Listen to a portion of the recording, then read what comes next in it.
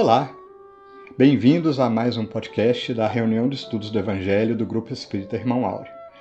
Hoje estou eu aqui mais uma vez e o podcast de hoje vai ser bastante interessante. A Daniele pediu que eu fizesse porque ela vai estar repetindo o mesmo estudo da semana passada, que teve uma live muito interessante. Então ela, a Daniele e a Juliana continuarão na live de hoje, tá? Discutindo o capítulo 12 do Evangelho segundo o Espiritismo, Amai os vossos inimigos.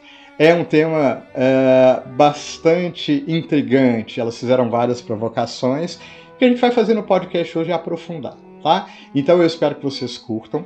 Mais tarde, então, a gente vai ter a segunda live sobre o tema, com a Daniele e a Juliana participando também, comentando juntos, tá?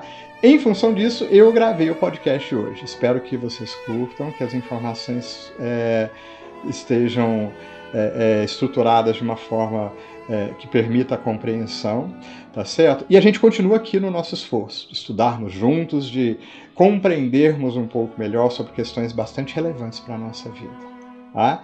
Então, uma vez mais, de coração, eu convido a todos. Vamos ouvir?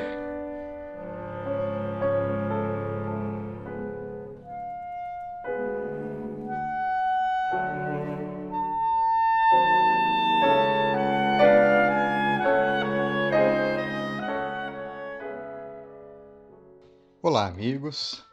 Eu queria inicialmente agradecer a Dani pelo convite para fazer esse podcast hoje, que vai ser uma continuidade do estudo que foi iniciado a semana passada. O áudio foi gravado por ela e a live teve a participação da Daniele e da Juliana, não é isso? E hoje a gente também vai continuar com um olhar para esse capítulo, porque acredito que talvez seja um capítulo de entendimento desafiador. Vamos lá, então. A primeira coisa que eu queria ressaltar foi a busca para a gente entender adequadamente o significado da palavra amor nos diversos contextos em que a doutrina espírita e que, em particular, o Evangelho segundo o Espiritismo nos convida. E talvez esse foi o primeiro ponto abordado pela Daniele no podcast. Eu vou detalhar um pouquinho mais aqui. Se a gente parar para olhar para a estrutura que o Evangelho segundo o Espiritismo coloca para nós, primeiro a gente começa a olhar para a questão da misericórdia.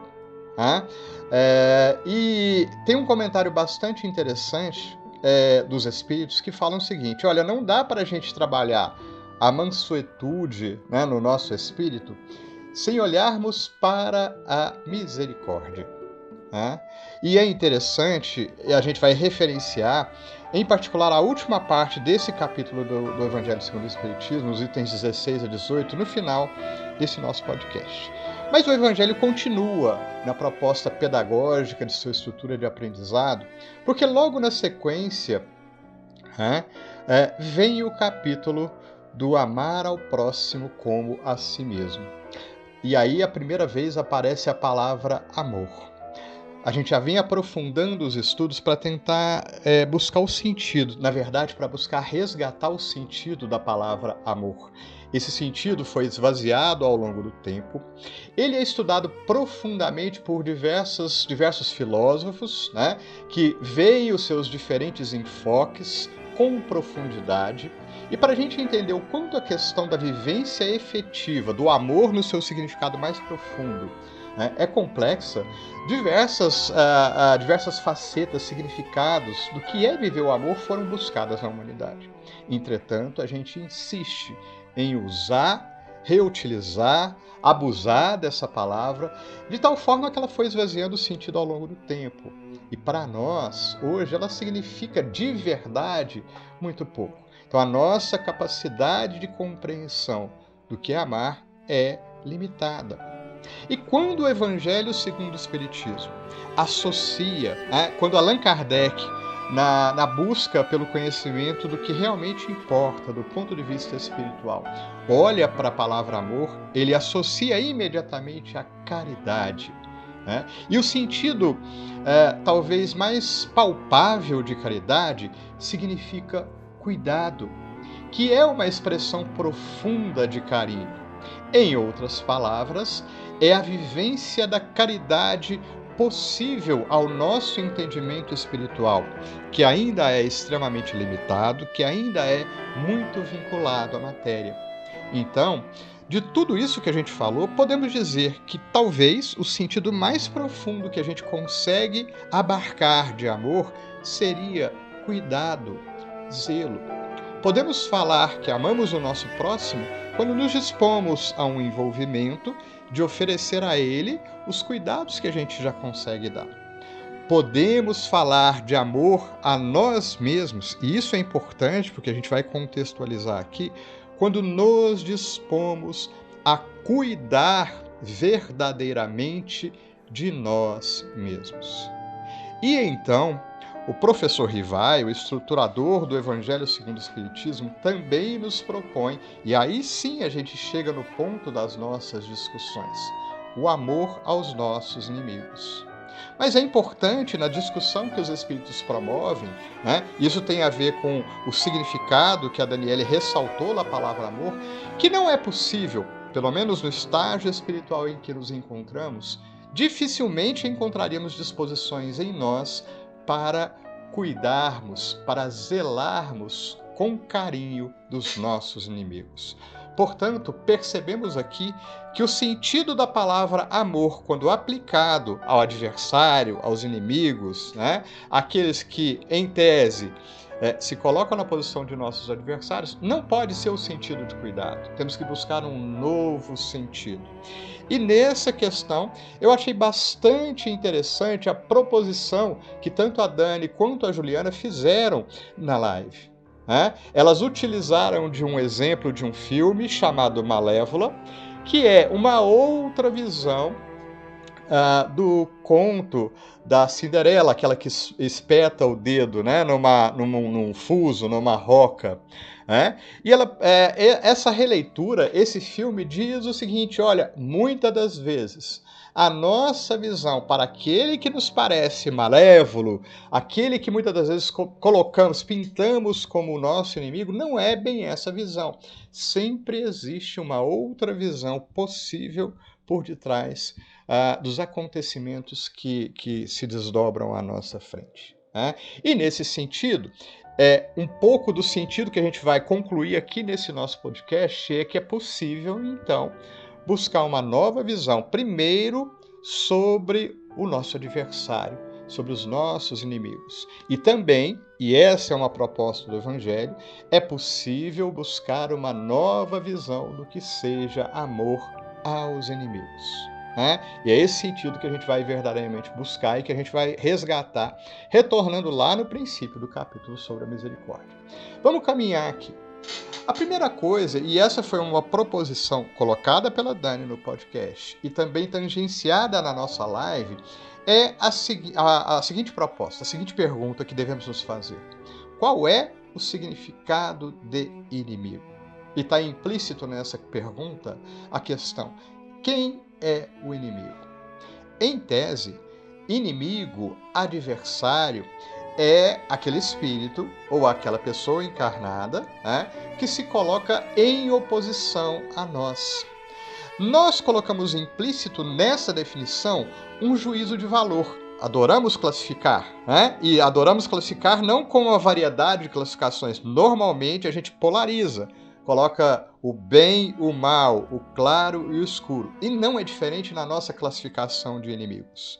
Normalmente classificamos inimigo é aquela outra parte, aquela outra pessoa que se opõe a nós, mas na nossa visão julgadora, não apenas isso. Normalmente, nós nos colocamos no lado bonzinho da história e colocamos os nossos inimigos no lado mau. Nos nossos argumentos, nas nossas justificativas, procuramos então minorar, diminuir as nossas dificuldades, os nossos erros e aumentar o lado negativo dos nossos inimigos. Primeiro questionamento que se destaca dessa questão: será que essa visão é sempre a correta? Será que estamos sempre certos na forma em que nós classificamos os nossos inimigos? A realidade nos fala que não é bem assim. E, em particular, quando estendemos a visão da realidade do ponto de vista espiritual. Normalmente, no correr do tempo, quando a verdade se estabelece, ou seja, quando já no plano espiritual somos, de certa forma, encaminhados para revisar as nossas ações e atitudes, percebemos que normalmente não existem culpados diretos pelas nossas dificuldades. Existe sim, na vida das nossas relações, as atitudes que tomamos em conjunto com o nosso próximo e cujas circunstâncias podem fazer que ambos tenhamos responsabilidade. Isso é o mais comum. É muito difícil aquela situação em que o outro foi integralmente culpado pelas nossas dificuldades. O mais comum é que, na maior parte das situações, eu, em conjunto com os meus semelhantes naquela situação, tenhamos tomado atitudes em conjunto que resultaram numa dificuldade maior, não apenas para mim, mas para todos envolvidos naquele processo difícil. De tudo isso, a gente tira uma reflexão bastante importante e o Evangelho segundo o Espiritismo, nesse capítulo, nos conduz por essa decisão. É que normalmente, esse foi um questionamento colocado pelas meninas. Foi uma provocação colocada por elas, de que o inimigo maior normalmente está em nós, ou seja, na parte que nos cabe. E nessa parte, que é extremamente relevante no processo, temos que prestar atenção, pois nessa parte nós temos o nosso domínio de ação. Nós temos amplo domínio, amplo conhecimento do que está envolvido em nós mesmos, apenas sobre isso. Na parte do outro, podemos ter um conhecimento relativo, mas apenas isso. Devemos lembrar que o conhecimento, o conjunto de informações que temos a respeito da ação do outro é limitado, porque nós não conseguimos estar na mente do outro para saber integralmente quais foram as intenções do outro. Podemos tentar avaliar, mas nesse aspecto, segundo nos narra o evangelista João a respeito das afirmações de Jesus, o nosso juízo será sempre imperfeito. Portanto, aqui temos um ponto fundamental. Normalmente, a nossa avaliação das circunstâncias, a nossa definição de inimigo, mesmo que passe pelo outro, retornará para nós. Seremos, de certa forma, obrigados novamente a olhar para nós mesmos e para a parte que nos cabe nessa situação de relacionamento imperfeito com o nosso semelhante, tais sejam a relação de inimizade. Então, sobre essa ótica que o Evangelho segundo o Espiritismo começa a nos colocar, a nos propor, e que está colocado em toda a provocação inicial que as meninas fizeram na live, nós temos que olhar, então, e perguntar quem é realmente o nosso principal inimigo. Porque se a gente busca, então, alguma forma de trabalhar essas questões, a gente vai ter que olhar para dentro da gente mesmo. E é um convite que a doutrina espírita nos faz todo o tempo. Não existe trabalho espiritual efetivo, não existe proposta de reforma íntima que não passe pelo exame acurado das nossas atitudes. Muito mais de quanto eu ajo em relação ao outro do que quanto o outro haja em relação a mim. Notemos bem o caminho onde a gente chegou. Na verdade, quando a gente olha para a relação com os nossos inimigos, a gente olha querendo que o outro nos trate melhor. E toda a proposta do Evangelho passa por como eu vou agir em relação ao meu semelhante, ainda que ele esteja colocado, na maior parte das vezes por mim mesmo, na situação de meu inimigo. E aí vem a proposta de como, entre aspas, nos defender dessa situação, que foi um comentário feito pela Daniele no podcast passado. Como me defender dos meus inimigos? Aqui nos lembramos efetivamente do modelo e guia da humanidade inteira. Jesus. A Dani bem lembrou, citando um artigo da Revista Espírita, que Jesus se referia à graça divina, que é o Pai maior, Deus nosso Pai, que sempre disponibiliza a todas as criaturas, todos os espíritos vinculados ao seu domínio, ou seja, a humanidade inteira, ao planeta Terra, toda a humanidade encarnada e desencarnada. Então, Deus sempre dá a todos o necessário à evolução. Essa é a divina graça. E nos lembramos do Evangelho, do Pai que faz nascer o sol sobre justos e injustos. A energia solar, o amor solar é necessário para que vivamos todos. Portanto, o Pai distribui as suas graças sobre todos os corações, não importando as atitudes, os caminhos que escolhemos. Sempre teremos esse necessário, o mínimo de amor para continuarmos caminhando. E não bastasse isso, ele nos dá o acréscimo de misericórdia, que pode ser diferente, porque as necessidades são diferentes. Mas o sol desponta sobre bons e maus. E aí existe um princípio da igualdade espiritual que o Livro dos Espíritos ressalta. Somos todos iguais em possibilidades e quanto ao nosso destino. Fomos todos criados simples e ignorantes em igualdade de condições e chegaremos no mesmo ponto. Chegaremos à condição de espíritos perfeitos. Somos perfectíveis. O que vai diferir? São os caminhos que escolhemos no meio termo entre a nossa origem e o nosso destino. Aí nós temos a condição de escolher. E então, em todo esse contexto, nós chegamos no ponto primordial. Porque na escolha de qual caminho tomaremos, em função da lei de ação e reação, determinaremos as consequências. Ou seja, na escolha de agora, eu determino o que vai acontecer a seguir. Isso está sob o meu domínio de ação. Essa é uma decisão que todos nós escolhemos tomar no nosso dia a dia. Isso nos pertence. E até que haja qualquer intervenção da Divina Misericórdia que age de forma restritiva em duas situações, nos reconduzindo gentilmente quando o nosso caminho está muito errado, então ela nos convida a mudar, e quando chegamos ao limite do desequilíbrio, ela interfere de forma mais definitiva. Fora essas duas situações, todo o conjunto de escolhas cabe a nós, são os caminhos que nós escolhemos. E aí nós perguntamos, e em particular no contexto que a gente está discutindo, qual seria a forma de melhor escolher esse caminho? Principalmente se a gente considerar que nós sofremos de duas doenças basais, que são graves na nossa alma e que são resultado de todas as escolhas erradas que fizemos até aqui. Essas duas doenças da alma, embora gravíssimas, são passíveis de cura. Definidas assim, orgulho e egoísmo. E dessas duas doenças, nas suas diferentes combinações e níveis, derivam toda uma série de consequências espirituais também gravíssimas.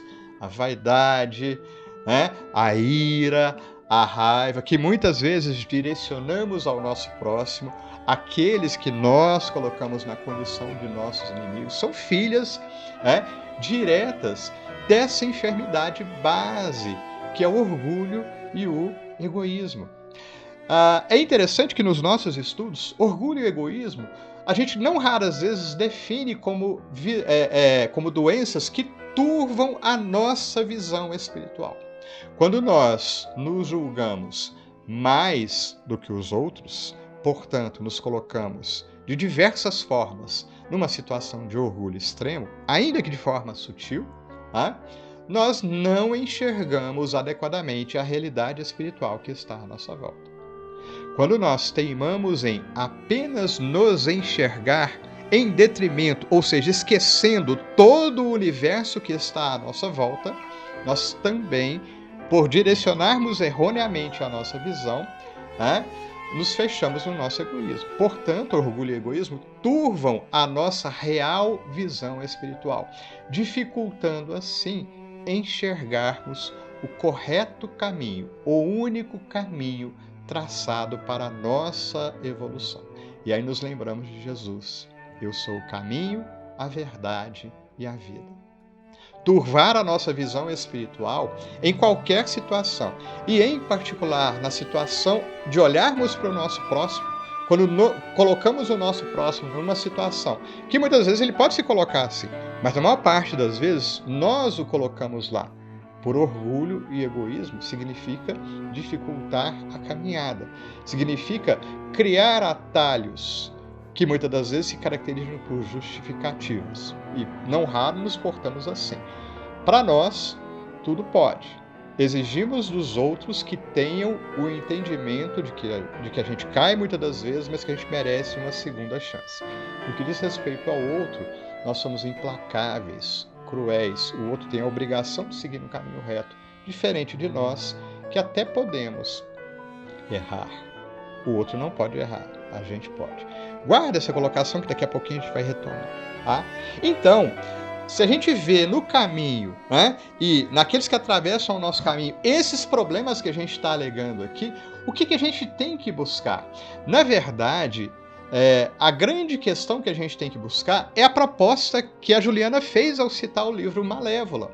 Porque se a gente olha para aquela madrasta má, né, com um outro olhar, se a gente buscar um outro ponto de vista a respeito dessa historinha, por exemplo, talvez a gente encontre caminhos para solucionar diversas questões do outro que se coloca como nosso adversário. E é essa a questão, como buscar esse novo olhar, e que diz respeito a trabalhar em nós essa enfermidade de visão, que nos faz, por exemplo, que nós nos arvoremos a ser julgadores dos outros. E nós somos julgadores implacáveis, volto a dizer, né? Em relação ao outro. A gente julga o outro nos mínimos detalhes e temos sempre a sentença pronta e certa, sob o nosso ponto de vista, a respeito da ação do nosso semelhante. Problemas de visão turva, problemas de orgulho e egoísmo. O que a gente precisa, então?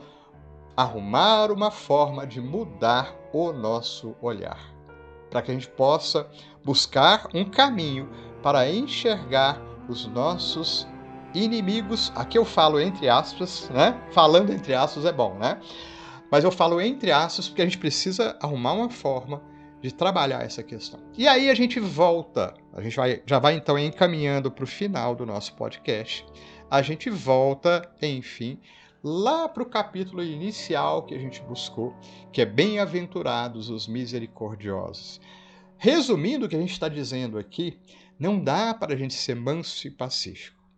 Não é possível nos amarmos, assim como também não é possível amar aos nossos inimigos sem a busca, pelo menos, do entendimento. E, na verdade, sem o esforço por uma vivência maior de misericórdia. E, em particular, nós vamos buscar nesse capítulo sobre a misericórdia, que a gente está resgatando, a parte final, os itens 16, 17, 18 e acho que 19 também, que fala sobre uma questão bem direta relacionada à misericórdia, que trata da indulgência. E o que é indulgência? Resumidamente, eu convido a todos a revisitar esses tópicos, mas podemos dizer que a indulgência pode ser resumida no seguinte: é dar ao nosso próximo o benefício da dúvida. É dar uma nova oportunidade, é ter uma visão diferente sobre o nosso próximo, buscando em nós esse mesmo comportamento. Vejamos, se eu erro, normalmente, o que a gente faz? Primeiro, há um sofrimento aí envolvido, e aí eu necessariamente falo o seguinte: olha, eu preciso de uma nova chance. Deus, na sua divina misericórdia, sempre nos dá uma nova oportunidade. Podem se alterar as condições, mas uma nova oportunidade sempre acontecerá. Isso é buscar a indulgência. Deus é indulgente para com as nossas posturas. E a indulgência nos possibilita enxergar, principalmente em relação ao nosso próximo, principalmente em relação ao nosso inimigo, nos faz buscar uma nova alternativa à sentença implacável, à aplicação da dor e do sofrimento que nós muitas das vezes impingimos ao nosso próximo. Ou seja, a indulgência para com o nosso próximo nos faz enxergar, então, outras novas possibilidades em relação à atitude que nós podemos tomar em relação ao nosso próximo. Se nós olhamos para o nosso próximo, para aquele que errou conosco, e buscarmos entender como eu gostaria de ser tratado nessa situação, eu vou perceber que eu sempre gostaria de ter mais uma oportunidade. E se eu, executando a proposta de Santo Agostinho, for honesto na análise dos meus próprios atos, eu também consigo trabalhar o seguinte: olha, qual é o limite? Qual é o limite em que nós temos que dar novas oportunidades e que essas novas oportunidades devem ter em termos de quais condições eu devo buscar?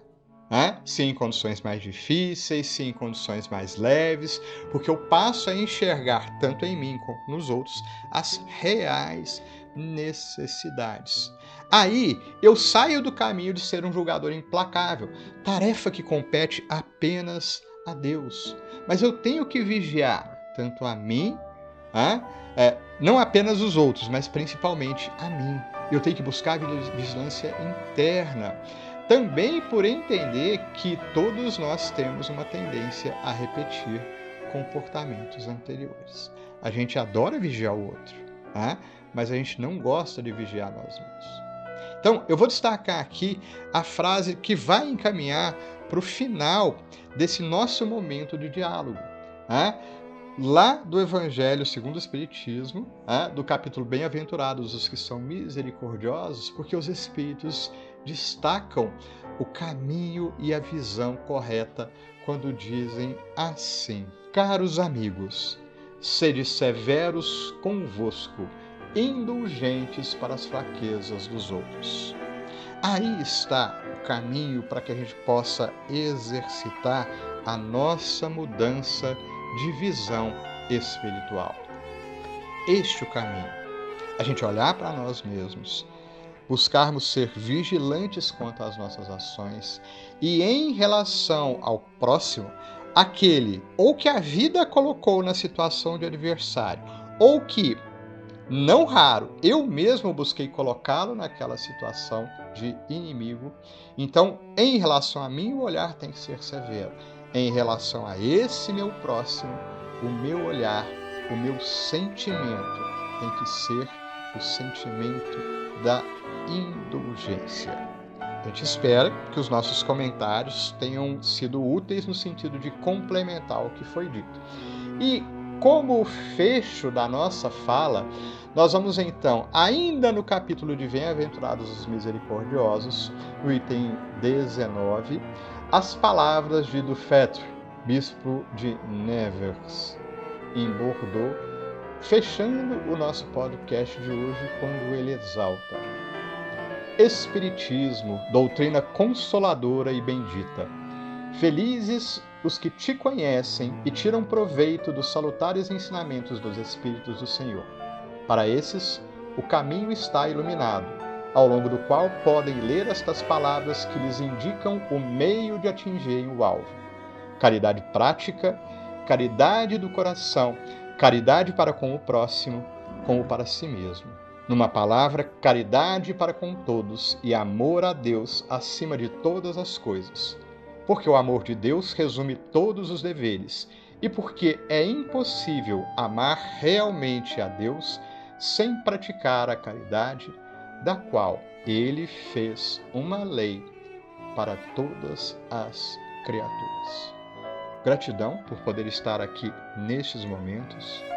Uma excelente semana a todos. Fiquemos todos com Deus.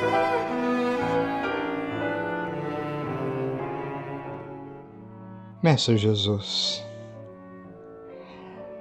graças te damos pelos instantes de reflexão e estudo à luz do teu Evangelho de amor, permitindo-nos, Jesus, mais uma vez, a lembrança espiritual profunda do teu carinho e afeto, desde quando caminhavas à beira do lago de Genezaré e resgatando tua presença junto aos nossos corações, ainda nos dias de hoje. E que nesses instantes de reflexão junto a ti, Jesus, possamos buscar em nossos corações o reconhecimento de que nós, aprendizes pequeninos, somos tão necessitados do amor de Deus nosso Pai e da divina misericórdia que sempre nos ampara. Auxilia-nos, portanto, Mestre, para que através do estudo e da reflexão, mas também da prática de cada instante, do esforço constante, possamos nos enxergar novamente caminhando contigo pelas estradas da vida.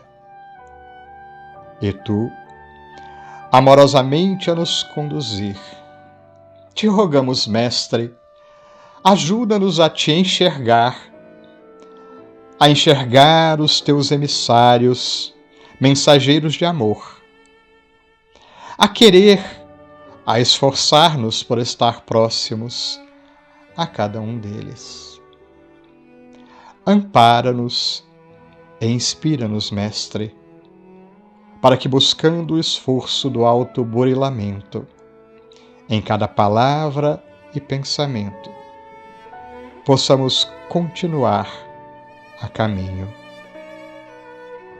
Que possamos sentir uma vez mais tuas abençoadas mãos pousadas sobre nós, cobrindo-nos de fluidos retificadores e restabelecedores da vontade e do equilíbrio. E que diante de qualquer necessidade, que diante até mesmo dos sofrimentos, ajuda-nos, Jesus, a buscar o teu regaço paterno, de irmão amoroso que nos envolve sempre, certos que estamos, que o teu amor sempre nos busca. Que a tua luz, que a luz dos teus emissários divinos, que o nosso anjo protetor, que todos esses recursos estejam sempre ao nosso lado, abençoando-nos e inspirando-nos todos os momentos da nossa vida. Graças te damos, graças damos ao Pai do céu, Deus de amor e de benevolência para com todos. Que assim seja.